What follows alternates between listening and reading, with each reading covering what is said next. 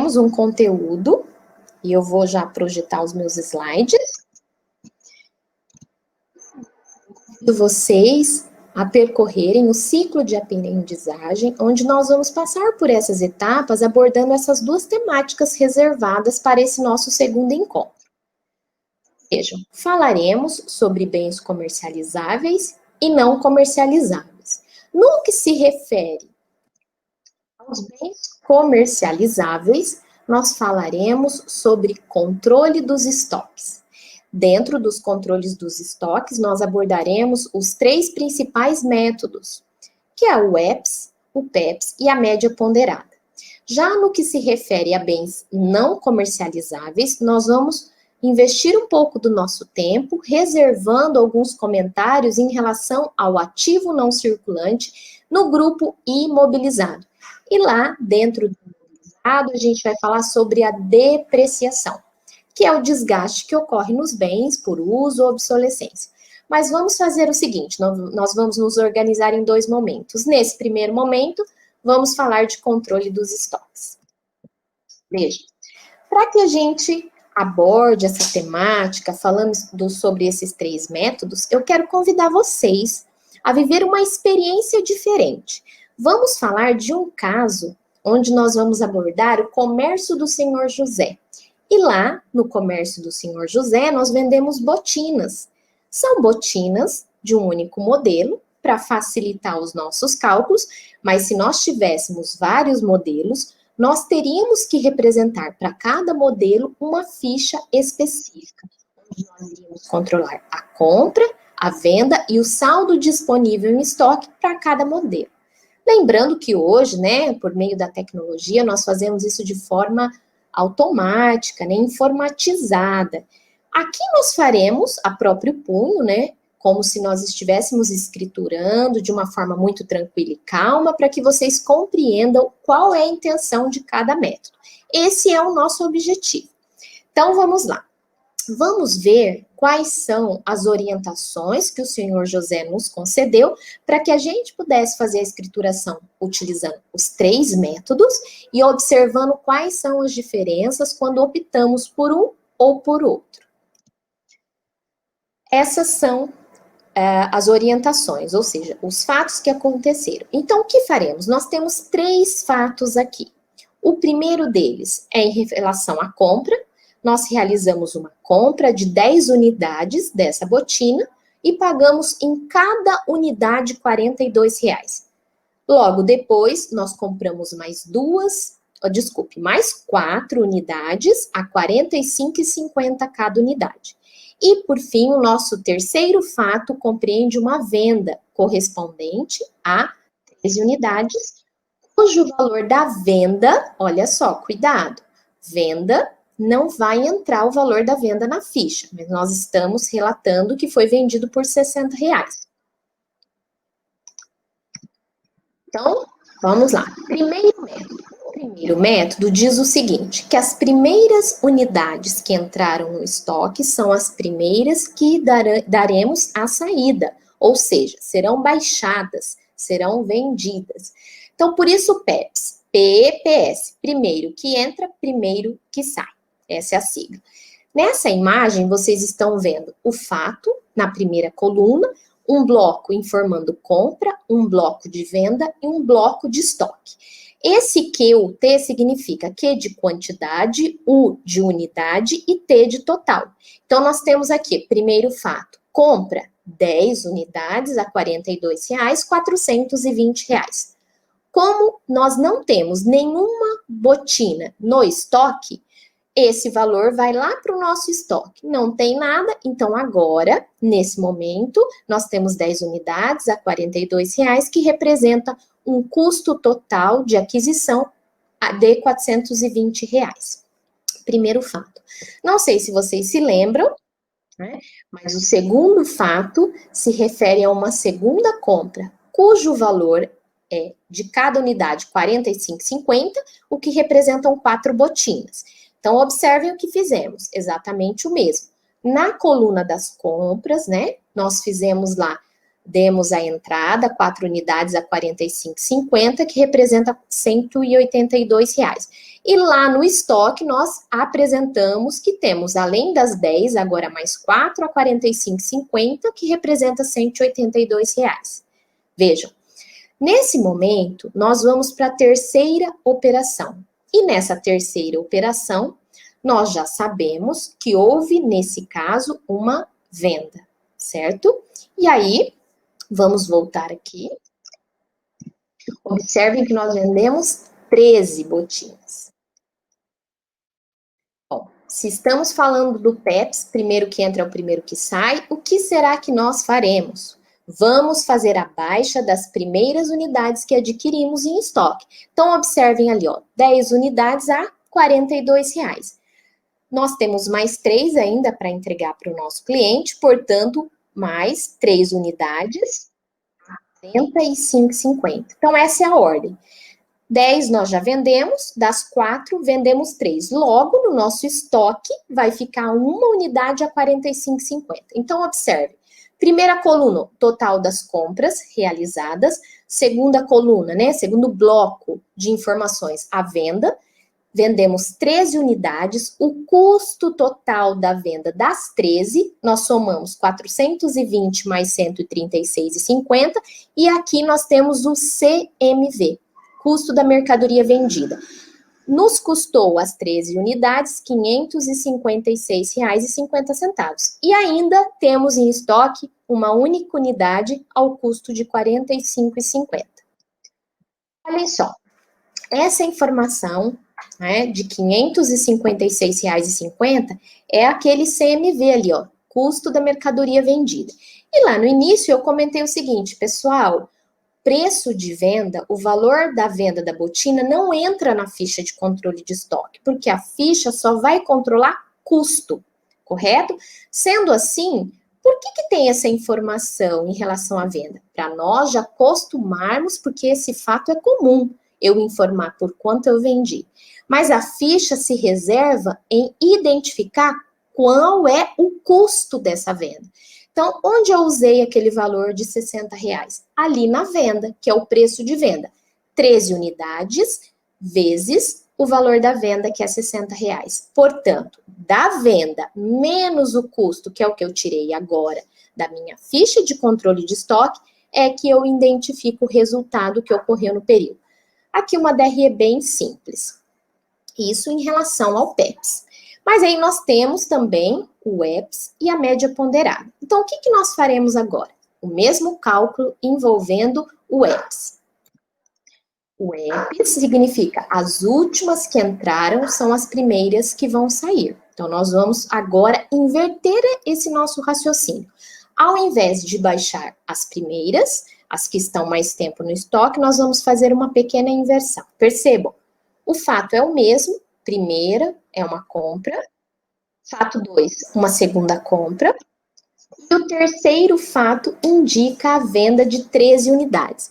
Das últimas que entraram, nós só temos 4 unidades. Nós vamos baixar, ou seja, dar saída das 4, e logo depois vamos pegar 9 daquelas que já estão há mais tempo. Então, nós só invertemos o método. E aqui nós temos um total de custo da mercadoria vendida correspondente a R$ 560. Isso significa que se nós apurarmos o resultado utilizando o EPS, nós perceberemos que, nesse caso, valor da venda menos o custo, o nosso resultado mudou. Por quê? Porque o meu custo se alterou em virtude do método que nós identificamos na ficha de controle de estoque. Porém, vale ressaltar que para atender a legislação, nós não podemos usar o EPS, é só para nível gerencial. Para atender o fisco, tem que ser o PEPS ou a média ponderada. E falaremos da média ponderada móvel, que é de fato a mais utilizada dentre as 3 apresentadas. Nós vamos ter uma pequena diferença na hora de envolver essas unidades em estoque. No caso da média, nós somamos tudo, diferente do que fizemos nos métodos anteriores, nós deixamos separados as 10 unidades e depois as 4 que foram adquiridas posteriormente no segundo fato. Aqui, olha só o que nós fazemos. Nós temos 10 em estoque, referente à primeira compra.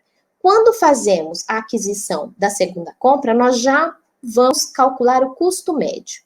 Olha só o que nós fizemos. 10 unidades a R$ 42,00. Vamos acrescentar mais 4 unidades, então 14 unidades. O custo anterior, 420 mais 182, passa a ser 602. E vamos dividir R$ 602,00 por 14 unidades. Entre unidades que custaram 42 e outras 45,50, nós calculamos a média. E essa média é R$ 43,00. Agora, na hora de fazer a baixa na venda, vai ficar um pouco mais simples. Nós não temos que nos preocupar com a ordem das aquisições. Olha só como vai ficar. 13 unidades, que é a quantidade de botinas que vendemos, ao custo de R$ 43,00, portanto, o nosso custo da mercadoria vendida, nesse caso, R$ 559,00. Vejam, venda é sempre o mesmo valor, o que vai se alterar de um método para o outro é o custo, portanto, 780 menos o CMV, nós temos aqui um resultado de R$ 221,00. Ok, pessoal? Então, esses são os 3 métodos. Lá no nosso livro, nós temos também o custo específico, né, onde a gente vai trabalhar de fato, fazer um controle individual, né? Se eu não me engano, o professor utilizou o exemplo de uma concessionária, e esse exemplo focaliza muito bem o objetivo. Então, eu controlo cada carro, porque o carro tem uma cor, mesmo sendo o mesmo modelo, os carros têm características diferentes, têm cores diferenciadas, então eu vou fazer o controle exatamente por unidade. Aí, nesse caso, aquele que entrou no estoque, quando eu faço a baixa, tem que ser exatamente o mesmo. Quando eu compro aqui 10 botinas, são 10 botinas iguais. E depois mais 4, também 4 iguais. Então, não necessariamente o fato de ter separado na ficha indica que lá dentro do meu estoque eu vou ter um lugar específico, onde eu vou deixar 10, 4 separadas e eu só posso pegar aquelas 10. Não, as 14 estarão juntas, porque se tratam do mesmo produto. Mas na ficha, sim, eu faço o controle individualmente, fazendo a baixa de acordo com a entrada ou a saída, dependendo do método que eu vou utilizar. E eu tô dando uma olhada aqui, deixa eu ver se tem alguém que está em dúvida. Sim. Está perguntando, como você chegou no valor de 780? Cris, vamos lá, nós vamos pegar 13, que é a quantidade de botinas. Isso, a Moni já respondeu aqui, ó.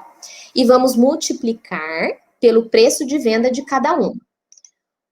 Ou seja, 13 unidades vezes R$ 60,00. Então, todas as vezes que nós formos calcular a venda, nós vamos nos basear na quantidade vendida vezes o preço de venda, tá? Nesse caso, vai ficando um pouco mais fácil da gente compreender à medida que nós vamos praticando. Tudo bem? Tá. Bom, e vamos ver se tem mais alguém aqui. Se tiver alguém, já aproveita, que eu estou dando uma olhada aqui, que enquanto nós estamos falando, não consigo acompanhar o chat aqui de vocês. Giovanni também está falando da média. Será que alguém perguntou alguma coisa sobre a média? Ok, estou vendo que tem gente me ajudando aqui, né? É isso mesmo.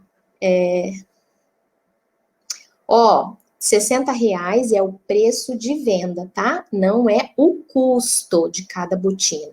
Então, ali na venda, nós trabalhamos com o preço da venda de cada unidade. O custo das botinas, então, nós temos 10 a R$ 42,00 e compramos 4 a R$ 45,50.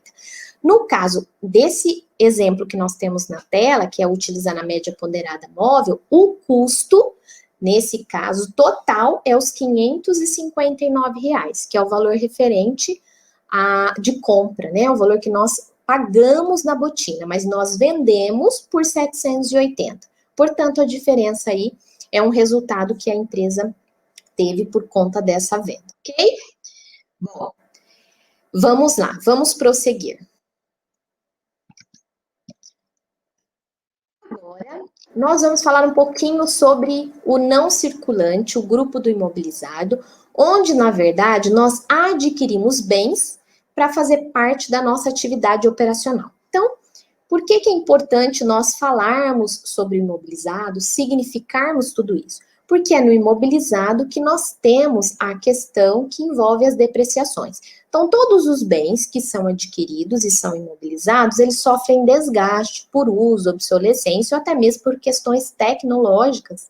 E aí, nesse caso, o que nós faremos?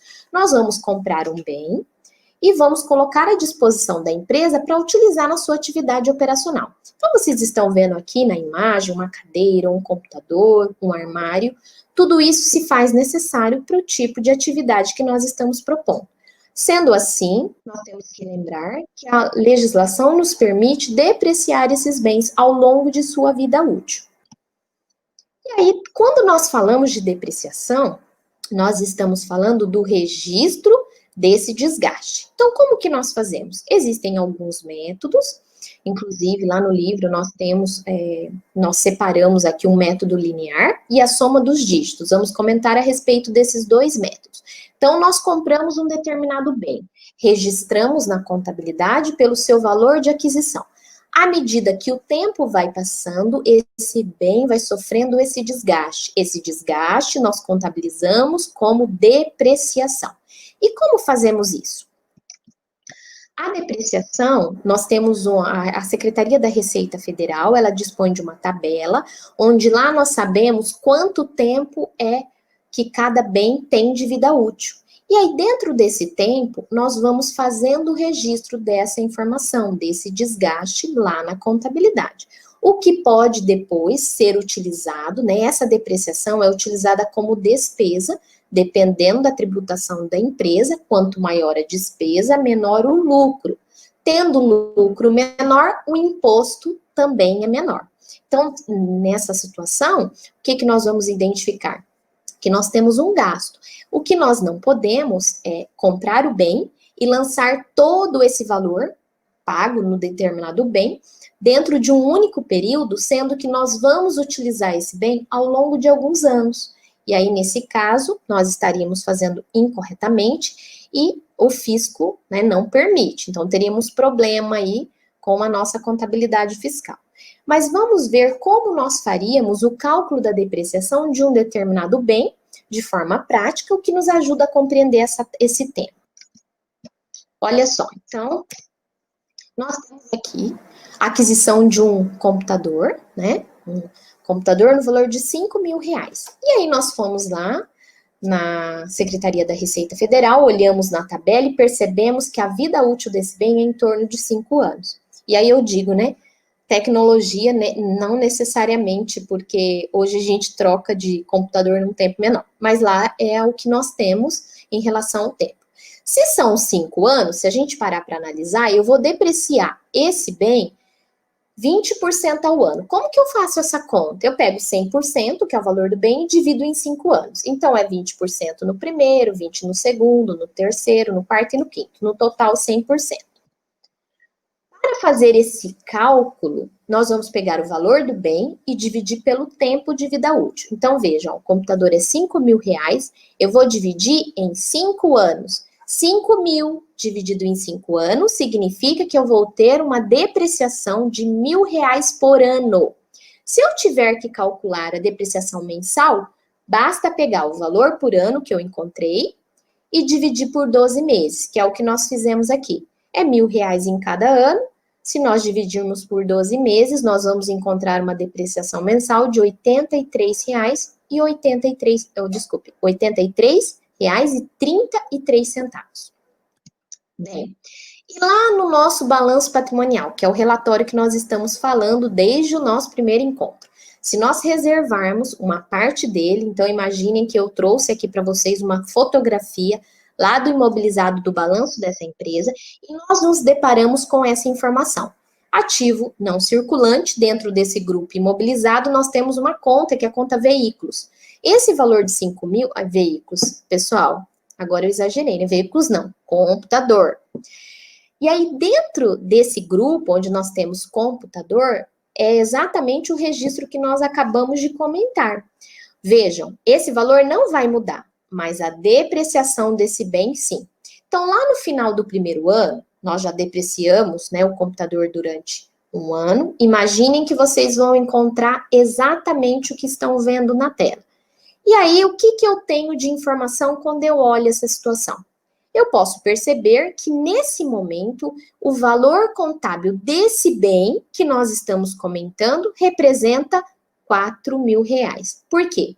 Porque eu pego o valor do bem, que é o valor de aquisição, menos a depreciação que se acumulou até aquele momento. Nesse caso, no final do primeiro ano. Mas isso significa que esse valor vai se alterando. No final do segundo ano, se você pegar esse mesmo relatório, vai aparecer lá, imobilizado, computador, 5.000. Depreciação acumulada, R$ 2.000. E aí, o que nós temos? Aí nós passamos a ter um valor contábil equivalente à diferença. 5 menos 2, R$ 3.000. No terceiro ano, da mesma forma, nós vamos fazendo esse cálculo. Então, percebam que quanto mais tempo vai passando, maior o valor lançado na conta de depreciação acumulada. Quando eu quero saber o valor contábil do bem, basta ir lá no balanço patrimonial, nós vamos ver o saldo da conta, né? No caso, o saldo do valor da conta computadores e quanto depreciou desse bem. Essa diferença é o que nós chamamos de valor contábil ou saldo contábil. Mas além do método linear, nós vamos, essa noite, comentar sobre o método da soma dos dígitos. E lá no livro, o autor trabalhou com a soma dos dígitos decrescente. Nós vamos trabalhar aqui com o método crescente e depois vamos relembrar o que é o método decrescente. No caso do método crescente, quando nós utilizamos a soma dos dígitos? Quando a empresa, por algum motivo, não quer utilizar o método linear, porque o método linear, eu acho que vocês compreenderam, que vai ser o mesmo valor todos os anos, por isso que é linear, de linha, nesse caso, regularidade. Também alguns autores chamam de método das cotas constantes, porque vai ser, no caso do computador, 1.000 no primeiro, 1.000 no segundo, 1.000 no terceiro, 1.000 no quarto e 1.000 no quinto. Se nós optarmos pela soma dos dígitos, nós vamos perceber que nós vamos ter o mesmo valor de 5.000 sendo depreciado em 5 anos, mas não na mesma proporção. Nós vamos ter uma proporção diferente. Quando eu trabalho o método crescente, eu vou querer a menor depreciação no primeiro, aí vai aumentar um pouco mais no segundo, no terceiro, no quarto e no quinto. No final dos 5, dá no mesmo. Quando eu trabalho com o método de soma dos dígitos decrescente, é o contrário. Eu começo com a maior depreciação no primeiro, reduzo um pouquinho no segundo ano, no terceiro, no quarto, e no último, o menor cálculo de depreciação. Mas como fazer esse cálculo? Primeira coisa que eu tenho que saber, quanto tempo o bem tem de vida útil? Nesse caso, a gente vai falar do mesmo bem, 5 anos. Como é que eu calculo a soma dos anos? De fato, somando 1 mais 2, mais 3, mais 4, mais 5. É só somar os anos. Aí, se fossem 10 anos, da mesma forma, a gente vai somar 1 mais 2, mais 3, mais 4, mais 5, 6, 7, 8, 9, 10. Então, nós vamos somar os anos. Depois, porque a gente já sabe que são 5 anos, somam 5. Se fossem 10, somaria até 10. Essa é a soma. E aí vocês vão perceber que aqui, ó, nós temos lá, primeira coluna ano, segunda cálculo anual, terceira depreciação anual. Essa primeira coluna indica a quantidade em anos, primeiro ano, segundo, terceiro e quarto. A segunda coluna tá lá, cálculo anual. O que é isso? É só um lembrete de como nós vamos chegar naquele valor ali de depreciação anual. Eu sempre vou pegar o valor do bem, 5.000, e vou fazer a multiplicação eu considero 1, né, o primeiro ano, dividido por 15. O que é 15? A soma dos anos. Então, valor do bem vezes 1 dividido por 15. Segundo ano, valor do bem vezes 2 dividido por 15. Terceiro ano, valor do bem vezes 3 dividido por 15, até o quinto ano. E aí, então, na terceira coluna eu tenho o valor por ano. Na quarta coluna, eu tenho o valor acumulado naquele ano. E na última coluna, o valor contábil. Mas vamos dar uma olhada aqui, ó. Nesse caso, primeira linha, né? Ano 1, o anual foi 333,33. Esse valor eu encontrei como 5 vezes 1 dividido por 15, tá? O acumulado é o mesmo valor porque não tem saldo anterior, acabamos de adquirir o bem. E o valor contábil? Como que eu cheguei nesse valor? Eu vou pegar 5 mil, que é o valor do bem, menos o que depreciou no primeiro ano. 5 menos 333,33. No final do primeiro ano, meu saldo contábil é 4.666,67. No segundo ano, vou fazer o cálculo anual, descobrir que é 666,67 e vou identificar que acumulado agora eu tenho o que eu tinha no ano 1, 333,33, mais o do ano 2, deu R$1.000. Valor do bem 5, menos 1.000, valor contábil R$4.000. No final do terceiro ano, a mesma situação. Se eu já tinha, no final do segundo, 4.000, depreciou mais 1.000, no terceiro, é sinal de que lá no final eu vou ter apenas 3.000, 4 menos 1.000. E assim sucessivamente, tá? Então, já falamos da questão do valor contábil, né? Mudando o método. Só relembrando que no caso do método decrescente, nós só vamos fazer uma inversão. Nos primeiros anos, nós teremos um valor maior de depreciação, né? E à medida que o tempo vai passando, ela vai se reduzindo. No final, vai dar no mesmo, então observe que a única diferença que tem do método anterior é ali onde nós temos marcadinho em vermelho, que é a ordem. Aí eu começo do 5, 4, 3, 2, 1, em quantidades em anos, tá? Por isso que a minha depreciação é maior nos primeiros. Vamos imaginar que a empresa acabou de abrir e aí não tem muita venda. Então, é um momento difícil para ela. Então, quanto maior o gasto, né, maior a depreciação considerada, a despesa, menor o resultado, isso vai impactar na questão dos impostos. Então, para ela é mais vantajoso, porque é uma empresa nova, investiu muito, está com pouco recurso financeiro, pode ser uma opção para usar esse método. E aí, o que nós queremos deixar claro aqui para vocês é a importância de nós sabermos, conhecermos as ferramentas que a contabilidade nos apresenta para poder tomar decisões no processo de gestão. Independente, né, do tipo de informação que você precisa, a contabilidade é parceira, está aí para nos ajudar a esclarecer as nossas dúvidas em relação ao patrimônio, né, ao negócio que nós estamos na verdade, administrando. Então, é importante que vocês identifiquem, né, conheçam e saibam até mesmo extrair informações desse relatório, que é o balanço patrimonial, que faz toda a diferença quando nós compreendemos no processo de decisões mais assertivas, tá?